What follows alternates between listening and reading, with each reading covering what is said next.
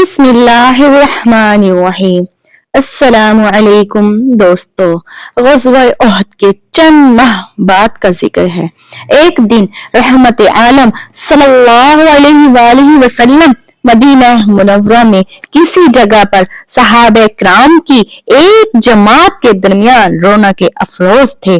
دین اور دنیا کی باتیں ہو رہی تھیں اور شمع رسالت کے پروانے حضور نبی کریم صلی اللہ علیہ وآلہ وسلم کے ارشادات سے مستفیض ہونے کے بعد ہمتن گوش بنے ہوئے تھے۔ یک سرکار دو عالم صلی اللہ علیہ وآلہ وسلم پر نزول وحی کی کیفیت طاری ہوئی۔ لسان رسالت پر یہ الفاظ جاری ہو گئے: علیکم السلام یا خبیب، علیکم السلام یا خبیب، اے خبیب تجھ پر سلام، اے خبیب تجھ پر سلام۔ صحابہ کرام رضی اللہ عنہم نے حیرت سے حضور اکرم صلی اللہ علیہ وآلہ وسلم کی طرف دیکھا، یہ آپ کیا فرما رہے ہیں؟ سبحان اللہ۔ سرکار دو عالم صلی اللہ علیہ وآلہ وسلم نے ان کی حیرت کو پہچان لیا اور ان سے مخاطب ہو کر فرمایا: خبیب کو اللہ کے دشمنوں نے قتل کر ڈالا۔ یہ حضرت جبرائیل علیہ السلام مجھے اس کا سلام پہنچاتے ہیں۔ یہ شہید راہ حق جن کا سلام 300 میل دور ان کے مقتل سے روح الامین علیہ السلام نے سرور عالم صلی اللہ علیہ وآلہ وسلم کو پہنچایا، جن پر خود امام الانبیاء نبی رحمت صلی اللہ علیہ وآلہ وسلم نے سلام بھیجا۔ سبحان اللہ۔ قبیلہ اویس کے چشم و چراغ حضرت خبیب بن عدی انصاری رضی اللہ تعالی عنہ تھے۔ وہ مدینہ منورہ کی ان خوش بخت ہستیوں میں سے تھے جنہیں ہجرت نبوی سے قبل اسلام کی سعادت عظمی حاصل ہوئی۔ رحمت عالم صلی اللہ علیہ وآلہ وسلم کے مدینہ منورہ میں نزول اجلال کے بعد انہوں نے فیضان نبی سے خوب استفادہ کیا، یہاں تک کہ بہت جلد فضلائے صحابہ میں شمار ہونے لگے۔ سبحان اللہ۔ جنگ بدر میں ان کو 313 نفوس قدسی کی اس مقدس جماعت میں شامل ہونے کا شرف حاصل ہوا، جس کے اثار و خلوص اور شجاعت کی داستان سے تاریخ اسلام کے اوراق تا ابد تابندہ رہیں گے۔ سبحان اللہ۔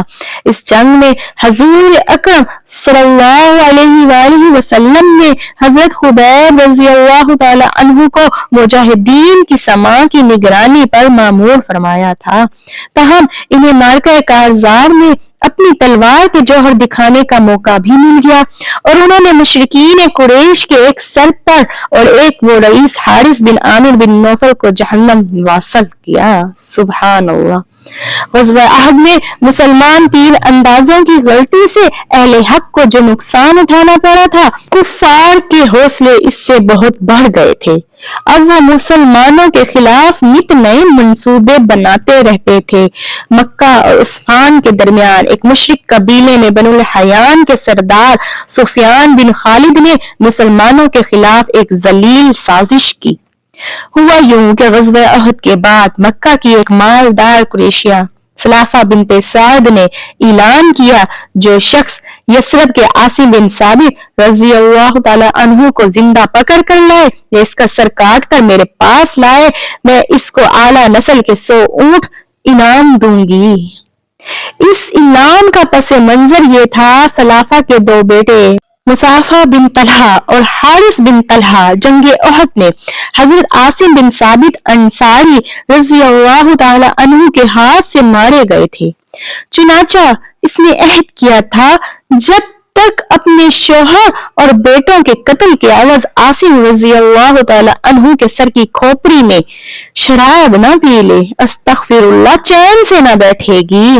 سفیان بن خالد نے حال ہی میں کچھ تو اس انعام کی لالچ میں اور کچھ مسلمانوں کو دکھ پہنچانے کے خیال سے قبیلہ ازل اور قحا کے چند آدمیوں کو گانٹھا کہ وہ مسلمانوں کے بھیس میں مدینے جائیں اور کہیں کہ ان کے تمام اہل قبیلہ اسلام قبول کرنے پر آبادہ ہیں، بشرطیہ کچھ مسلمان ان کے پاس جا کر انہیں اسلام کی تعلیم اچھی طرح دے سکیں۔ اگر محمد عربی صلی اللہ علیہ وآلہ وسلم مان جائیں تو معلمین میں عاصم بن ثابت رضی اللہ تعالی عنہ کو بھی شامل کرانے کی کوشش کریں۔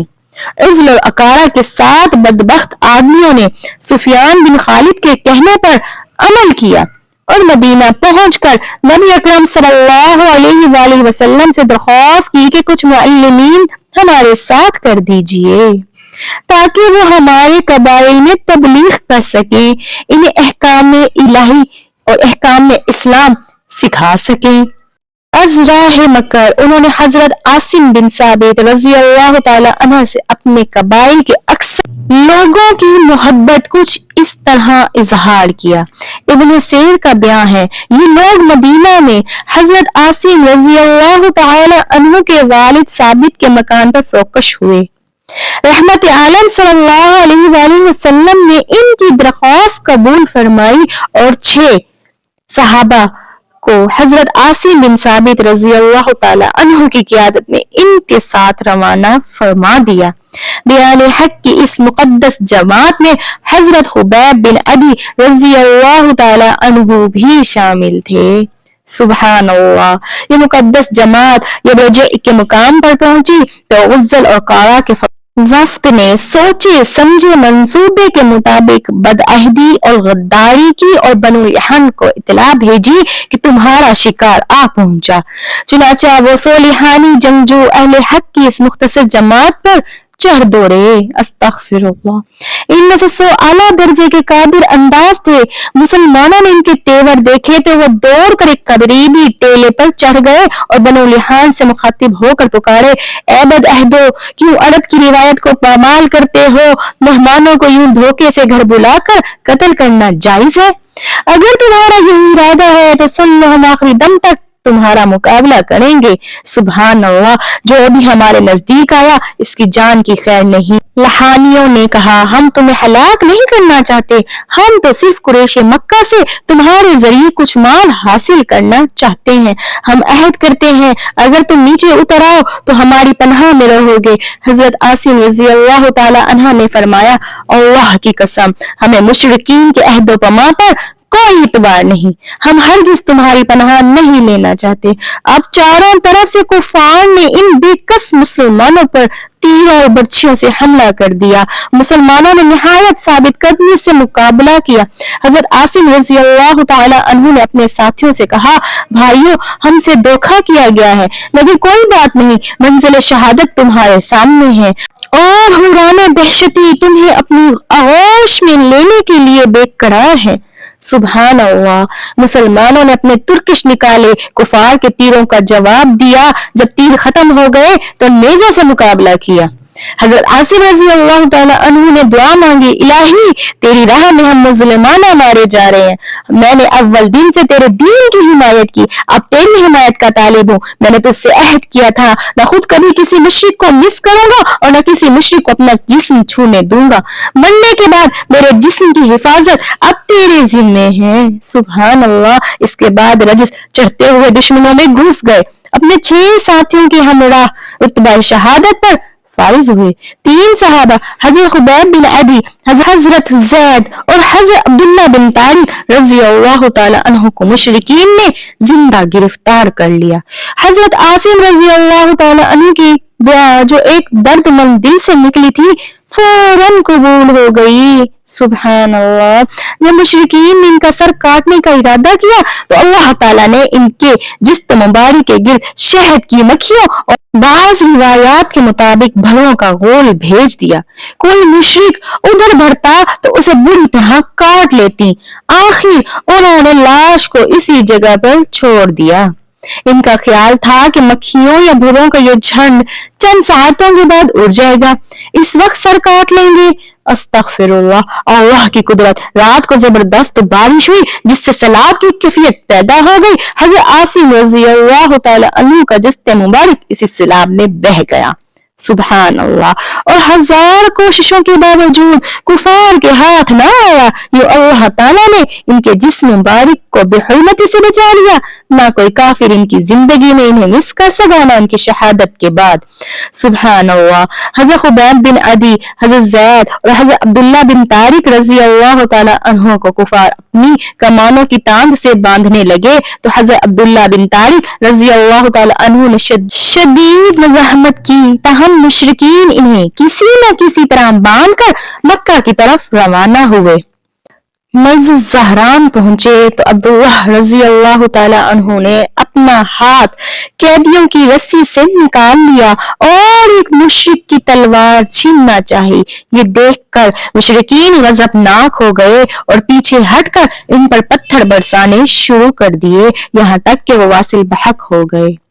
مشرکین انہیں وہیں دفن کر کے آگے بڑھے۔ اب ان کے قبضے میں صرف 2 عاشقان حق باقی رہ گئے تھے، حضرت خبیب بن عدی اور حضرت زید رضی اللہ تعالی عنہ۔ بنو الحیان انہیں مکہ کے بازاروں میں لے آئے، جہاں ان دنوں حیوانوں کی طرح انسانوں کی خرید و فروخت ہوتی تھی۔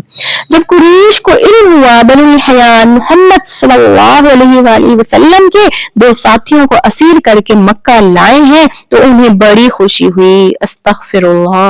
وہ بازار کی طرف یہ دیکھنے کے لیے لپکے ان قیدیوں میں کوئی ان کی کسی عزیز کا قاتل تو نہیں۔ حضرت خبیب رضی اللہ تعالی عنہ نے غزوہ بدر میں حارث بن عامر بن نوفل کو قتل کیا تھا، اس لیے جب حارث کے رشتہ دار نے خبیب رضی اللہ تعالی عنہ کو دیکھا تو ان کی بانچیں کھل گئیں کہ انہیں اتنی آسانی سے حارث کا انتقام لینے کا موقع مل گیا۔ استغفر اللہ۔ چنانچہ حارث کے بیٹے نے حضرت خبیب رضی اللہ تعالی عنہ کو 100 اونٹوں کے عوض خرید لیا۔ اسی طرح حضرت زید رضی اللہ تعالی عنہ کو صفوان بن امیہ نے 50 اونٹوں کے عوض خرید لیا تاکہ انہیں اپنے باپ امیہ بن خلف مقتول بدر کے بدلے میں قتل کریں۔ استغفر اللہ۔ یا اللہ کے یہ 2 پاک باز بندے لہانی غداروں کے پنجہ ستم سے چھوٹ کر مکہ کے کثیر قلب مشرکینوں کے ہاتھ پڑ گئے۔ قریش مکہ کفر کی حالت میں بھی اشر حرم یعنی حرمت والے 4 مہینوں رجب، ذوالقعدہ، ذوالحج اور محرم میں خون ریزی سے اجتناب کرتے تھے، چونکہ حضرت خبیب رضی اللہ تعالی عنہ جس زمانے میں فروخت ہوئے وہ ذوالقعدہ کا مہینہ تھا، اس لیے بنو حارث نے ان کا قتل اشر حرم گزرنے تک ملتوی کر دیا اور انہیں توق و وسلسل میں جکڑ کر ایک کوٹری میں بند کر دیا۔ حضرت خبیب رضی اللہ تعالی عنہ بلا شبہ قریش کے ایک بڑے سردار کے قاتل تھے، لیکن انہوں نے یہ قتل کسی دھوکے اور فریب سے نہیں کیا تھا بلکہ عین میدان کارزار میں مردوں کی طرح لڑ کر کیا تھا۔ اب قریش ان پر قابو پا کر جس برت کرداری کا مظاہرہ کر رہے تھے وہ دنیا کے کسی آئین میں نہیں تھا۔ یہ کھلی ہوئی شیطانیت اور بزدلی تھی کہ رسیوں میں جکڑے ہوئے بے بس قیدیوں کو 200 مسلح آدمی مل کر مارے۔ ایسا فعل تو عربیوں کی قومی روایت کے بھی یکسر خلاف تھا، لیکن مشرکین قریش جوش و انتقام میں بالکل اندھے ہو گئے تھے۔ استغفر اللہ۔ انہوں نے اس مظلوم پردیسی کو قتل کرنے کے لیے خاص اہتمام کیا اور طے کیا کہ انہیں سولی پر لٹکا کر نیزوں سے کچل کر ہلاک کیا جائے۔ چنانچہ انہوں نے اشر حرم گزرنے کے بعد حرم سے باہر تنعیم کے مقام پر سولی گاری اور منادی کر کے تمام اہل مکہ کو دعوت دی کہ وہ خبیب رضی اللہ تعالی عنہ کے قتل کا تماشا دیکھنے کے لیے تنعیم پہنچے۔ چنانچہ سارا مکہ یہ تماشا دیکھنے کے لیے امٹ پڑا۔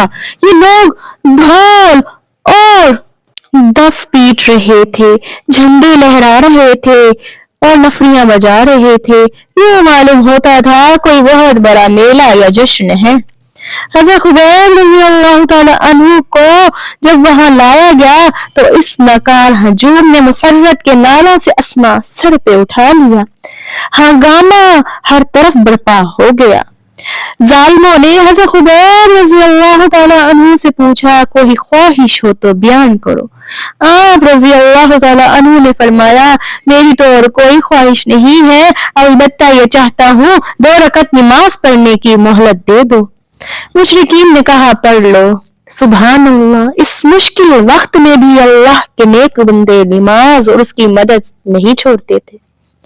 حضرت خبیب رضی اللہ تعالی عنہ فوراً खुशी व खुजू के साथ नमाज के लिए खड़े हो गए। सुभान अल्लाह।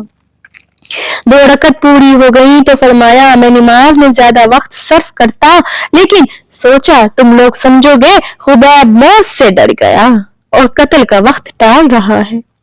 इसके बाद ये शुजाअत तरीन मर्द मोमिन सूली के नीचे जाकर खड़े हो गए और फिर बढ़िया ये अशार पढ़े, लोग जोक दर जोक मेरे गिर्द जमा हो रहे हैं, बड़े बड़े ग्रोह मेरे कत्ल का तमाशा देखने खड़े हैं, ये तमाम लोग मुझसे अदालत निकाल रहे हैं और जोश में भरे हुए हैं।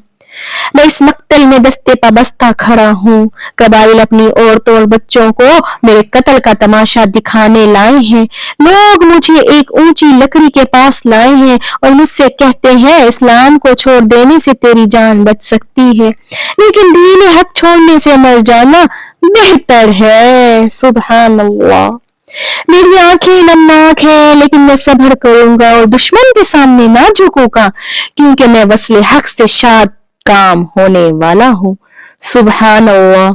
मौत का मुझे डर नहीं है, डर है तो जहन्नुम के शोले बार खून चूसने वाली आग का।